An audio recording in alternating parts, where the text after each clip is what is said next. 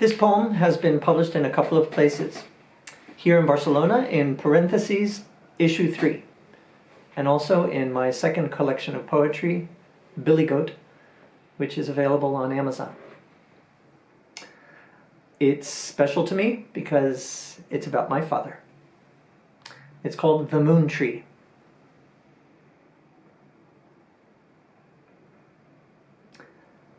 My dad and I had looked for the hidden penis, one of the so-called quirks of the Capitol building, and we thought we had actually found it amid gold-painted, vulva-like sculpted swirls on the underside of one of the stately corner staircases.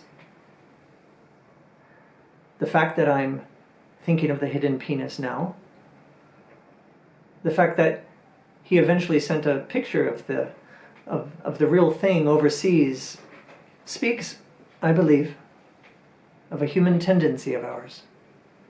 Call it a sense of humor, a penchant for symbols and metaphors, to call upon seemingly insignificant anecdotes as a way to speak of something harder to speak of in coded language.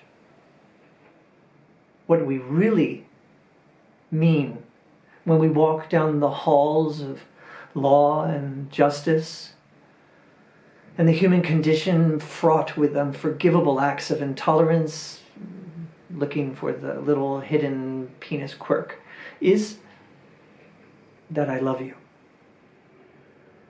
and that I accept you, and that I might even envy you. Depending on the group, he sprinkles his tours with such offbeat tidbits, actually revels in them. His otherwise professional tweed blazer, official tie, and volunteer name badge, like Christopher Columbus pointing the way to America, get all spritzed with a twist of the wrist, a shrug of the shoulders, and his octogenarian giggle. I remember the pads of lined yellow paper on which he wrote one of the most sincere things I've ever received from him. How he himself had a gay experience when he was young, stamped and folded from back east, when I was in the throes of coming out west. Not too far, actually, from the Capitol building. There's even a moment when he goes on about the grand gardens there are to be found on the outside. How all the trees have a story to tell about how they got there. Who had regaled whom and why.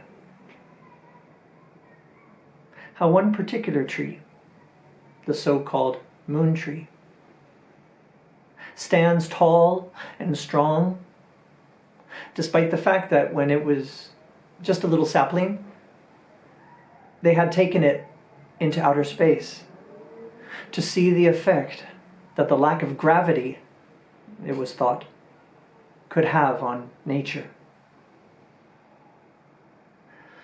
I don't care if the annals of history exalt or condemn the likes of Arnold Schwarzenegger. I just want to look at my dad in the face one day, there, in his coffin, and invoke the power of metaphors to finally accept the fact that he has taken off his blazer, untied his tie, and laid his name tag to rest.